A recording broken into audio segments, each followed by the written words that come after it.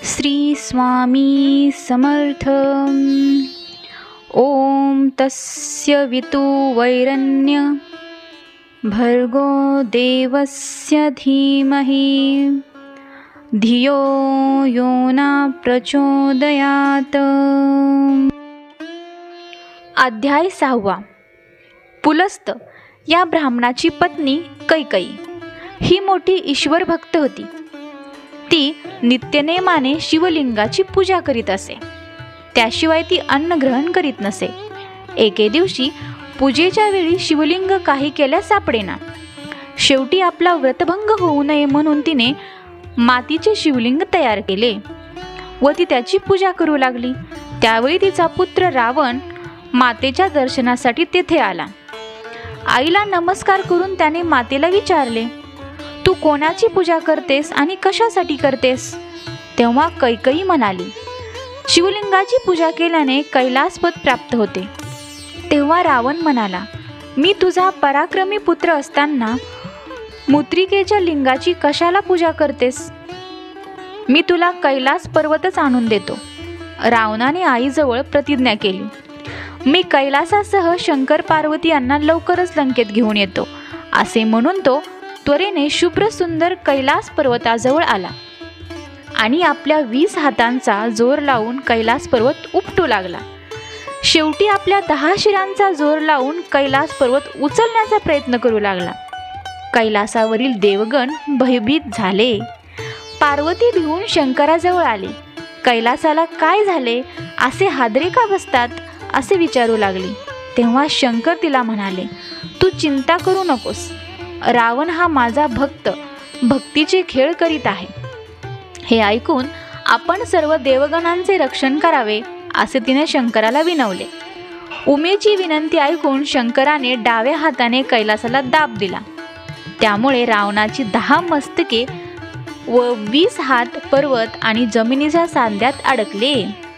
त्यामुळे रावण भक्तीने विनवू लागला व आपल्याला या संकटातून सोडवावे म्हणून प्रार्थना करू लागला। रावणाची विनंती ऐकून शंकराने त्याची सुटका केली। तेव्हा रावण शंकराला म्हणाला, कैलास पर्वत लंकेला न्यावा या कारणाने मी आलो आहे, कारण शंकराची नित्य पूजा करावी असे माझ्या मातेचे व्रत आहे। तेव्हा शंकर म्हणाला, जर पूजेचे एवढे अगत्य असेल तर कैलासच काय घेऊन बसलात? मी तुला माझे आत्मलिंग देतो। तुझ्या मनातील वासना पूर्ण करेल असे हे आत्मलिंग आहे। हे लिंग म्हणजे माझा प्राण आहे। त्याच्याजवळ हे लिंग असेल त्याला मृत्यू नाही। याचे दर्शन घेतल्याने सर्व दोष नष्ट होतील। परंतु हे तुझ्या नगरात घेऊन जाताना वाटेत कुठे ठेवू नकोस। तुझ्या नगरी नेल्यानंतर 3 वर्ष तू याची पूजा कर, म्हणजे तुला ईश्वरपद प्राप्त होईल। हा सारा प्रकार देवश्री नारदाला कळला। तो अत्यंत त्वरेने इंद्रलोकास गेला। नारद इंद्राला म्हणाला, शंकराने रावणाला अमरत्व दिले आहे। लंकेश्वर रावणाला शंकराने आत्मलिंग दिले आहे, त्यामुळे तो आता अमर होणार। हे ऐकून इंद्र नारदाला म्हणाला, नारदा, आता यावर काय उपाय करायचा तो तू लवकर सुचव। तेव्हा नारदाच्या म्हणण्याप्रमाणे इंद्र नारदासह ब्रह्मदेवाकडे गेले व झाला प्रकार ब्रह्मदेवाला सांगितला। ब्रह्मदेव इंद्राला म्हणाला, आपण लवकर वैकुंठाला जाऊन विष्णूला भेटूया, तोच यावर निश्चितपणे काही मार्ग सांगू शकेल। तेथे नारायणाची भेट झाली। तो सर्व वृत्तांत ऐकून संतप्त झाला। देव कार्याचा नाश झाला असे म्हणून शंकराला भेटण्यास कैलासाला गेला आणि शंकराला म्हणाला, आपण हे काय केलेत? रावणासारख्या क्रूर दैत्याला प्राणलिंग देऊन अमरत्व दिलेत। त्यामुळे सर्व देवपणा त्याच्या घरी गेला। तो आता स्वर्ग नक्कीच हस्तगत करील। विष्णूने आपल्या सुदर्शन चक्राने सूर्य झाकून टाकला आणि विष्णू नारदाला म्हणाले, रावणाला स्नान संध्या वेळेवर करण्याची सवय आहे। तेव्हा तू पुढे जाऊन त्याच्याशी बोलत बसून त्याला पुढे जाण्यास विलंब कर। मी गणेशाला विघ्न निर्माण करण्यासाठी पाठवतो। त्याने गणेशाला बोलावून सांगितले, रावण नेहमी तुझी उपेक्षा करतो आणि सर्व देव तुला वंदन करतात। त्याने शंकराला फसवून अतिशय महत्त्वाचे मौल्यवान असे प्राणलिंग नेले आहे। तेव्हा तू बटूचे रूप घेऊन रावणाकडे जा. शंकराने त्याला प्राणलिंग जमिनीवर ठेवू नको असे बजावले आहे. वाटे सूर्यास्त होईल तेव्हा रावणाला सायंकाळी संध्या करण्यासाठी ते प्राणलिंग कोणाकडे तरी द्यावे लागेल. तेव्हा तू बालकाच्या रूपाने त्यांच्याजवळ जाऊन ते आत्मलिंग सांभाळण्यासाठी घे. रावण विश्वासाने ते तुझ्याकडे देईल, ते तू भूमीवर ठेव. गणेश बटूच्या वेशात तेथे आला. एका बाजूला समिधा तोडीत असल्याचे भासून त्याने रावणाचे लक्ष आपल्याकडे वेधून घेतले. रावणाला पाहून गणेश घाबरला व तेथून पळून जाऊ लागला. तेव्हा रावणाने त्याला अभय दिले. रावण त्याच्याजवळ गेला. त्याला विश्वासात घेऊन आपली संध्या होईपर्यंत लिंग हातात धरून ठेवण्यास सांगितले. गणेशाने त्याची विनंती मान्य केली. परंतु मी लहान आहे तेव्हा मला हे लिंग हातात घेऊन जास्त उभे राहता येणार नाही. माझे हात दुखायला लागतील. तेव्हा मी तुला 3 वेळा हाक मारेन. तरी तू आला नाहीस तर आत्मलिंग हातातून खाली ठेवीन असे म्हणाला. रावण अर्ध देत असताना गणेशाने रावणास हाका मारायला सुरुवात केली. परंतु रावण ध्यान करीत होता, त्यामुळे तो 3 हाका झाल्या तरी आला नाही. शेवटी गणेशाने सर्व देवांना साक्षी ठेवून हातातील लिंग जमिनीवर ठेवले. हे समजताच रावणाने गणेशास मारायला सुरुवात केली. मी माझ्या वडिलांना सांगतो असे सांगून गणेश तेथून निघून गेला. रावणाने अतिशय बळाने लिंग उचलण्याचा प्रयत्न केला. ते उचलले गेले नाही, परंतु गोकर्णासारखे लांब झाले. महाबळी रावणाचा उपाय चालेना, म्हणून या लिंगाला महाबळेश्वर असे म्हणतात.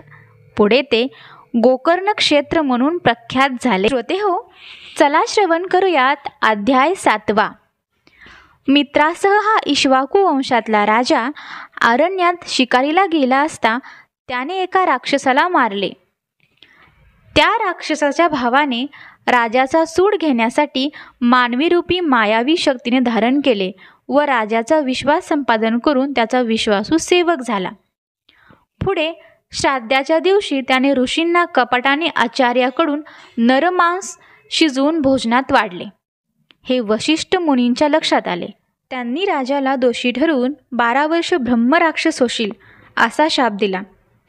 राजा उलट शाप देणार होता, परंतु राणी मदयंतीने त्यांचे निवारण केले. तेव्हा राजाने शापजल स्वतःच्या पायावर टाकले.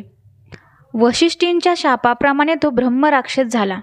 पायावर पडलेल्या शापजलाने त्याचे पाय काळे झाले, म्हणून त्याला कल्माशपद असे नाव पडले. राजा अरण्यात नरमांस आणि इतर प्राण्यांचे मांस खाऊन राहत होता.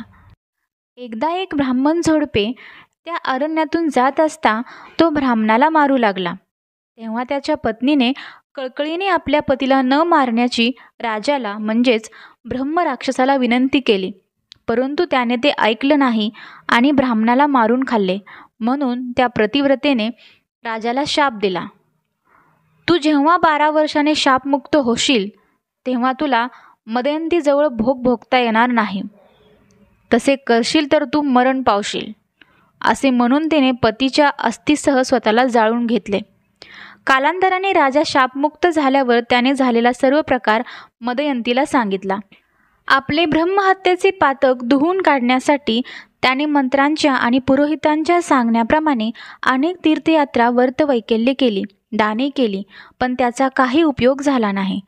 तो एकदा मिथिला नगरीबाहेर एका वृक्षाखाली खिन्न मनाने विचार करीत बसला असता गौतम ऋषींची भेट झाली. त्यांनी राजाची विचारपूस केली. तेव्हा त्याने ब्रह्महत्येचे पातक जाण्यासाठी गोकर्ण महाबळेश्वरांची महती सांगितली व तेथे दर्शनास जाण्यास सांगितले. राजाने याची कोणास प्रचिती आली आहे का असे ऋषींना विचारले. तेव्हा गौतम ऋषींनी पुढील कथा सांगितली. एकदा गौतम ऋषी गोकर्ण क्षेत्री गेले असता तेथे त्यांना एक चांडाळ स्त्री खुरडत जाताना दिसली. ती वृद्धा आंधळी आणि कुष्ठरोगी होती. ती आता थोड्याच वेळात मरणार असे दिसत होते. तेवढ्यात तिथे 4 शिवदूत दिव्य विमानातून तिला घेऊन जाण्यासाठी आलेले दिसले. तेव्हा गौतमाने अशा पनिनी स्त्रीला तुम्ही शिवलोकी कसे काय नेता असे विचारले. त्यावेळी शिवदूतांनी तिची पूर्वजन्मीची कथा सांगितली. ही स्त्री पूर्वजन्मी ब्राह्मण मुलगी होती. तिचे नाव सौदामिनी. ती फार सौंदर्यवान होती. ती उपवर झाल्यावर तिच्या वडिलांनी तिला एका ब्राह्मणाशी विवाह लावून दिला. दुर्दैवाने तिचा पती अल्पायुषी ठरला व कालवश झाला. पुढे त्या तरुण विधवेने व्याभिचार केला. तो उघडकीस आल्यावर तिच्या नातेवाईकांनी तिच्यावर बहिष्कार टाकला. मग ती उघडपणे दुराचार करू लागली. पुढे तिने एका वाण्याशी विवाह केला. ती नेहमी मध्यमास सेवन करीत असे. एकदा तिने दारूच्या नशेत बकरा समजून वासरू मारले. वासराचे मुंडके शिंकाळ्याला ठेवून मांस शिजवले व आपल्याबरोबर नवऱ्यास खाऊ घातले. संध्याकाळी नशा उतरल्यावर तिला आपण केलेली चूक लक्षात आली. तिला खूप पश्चाताप झाला व तिने भगवान शंकराची प्रार्थना करून माफी मागितली. झालेला सर्व प्रकार नवऱ्याला कळू नये म्हणून तिने वासराची शीर, हाड आणि कातडी जमिनीत पुरून टाकली. वाघाने वासरू नेले म्हणून मोठ्याने शोक करू लागले. पुढे कालांतराने तिला मरण आले व ती नरकात गेली. नंतर तिला चांडाळ योनीमध्ये जन्म मिळाला. पूर्वजन्मीच्या पापांमुळे ती जन्माद्य झाली. पुढे तिचे आई वडील मरण पावले. त्यातच तिला कुष्ठरोग झाला. इतर भिकाऱ्यांबरोबर भीक मागत मागत जात असताना ती शिवरात्रीला गोकर्ण महाबळेश्वराला आली. एका यात्रेकरूने तिच्या हातावर काही बिल्वपत्रे ठेवली. त्याचा वास घेतल्यावर तिला समजले ही खाण्याची वस्तू नाही, म्हणून तिने ती बिल्वपत्रे फेकून दिली. ती नेमकी शिवलिंगावर पडली. रात्रभर जागरण झाले आणि भिक्षाही मिळाली नाही, म्हणून तिला उपवासही घडला. आजंतेपणे तिच्याकडून हे पुण्यक्रम घडले. म्हणून शिवशंकर तिच्यावर प्रसन्न झाले आणि त्यांनी शिवदूतांना तिला शिवलोकी नेण्याची आज्ञा केली. तिचा देह विमानाने शिवलोकात घेऊन गेले. गौतम ऋषींनी सांगितलेली कथा ऐकून राजाने गोकर्णास जायचे ठरवले. गोकर्णास गेल्यामुळे राजा पापमुक्त झाला.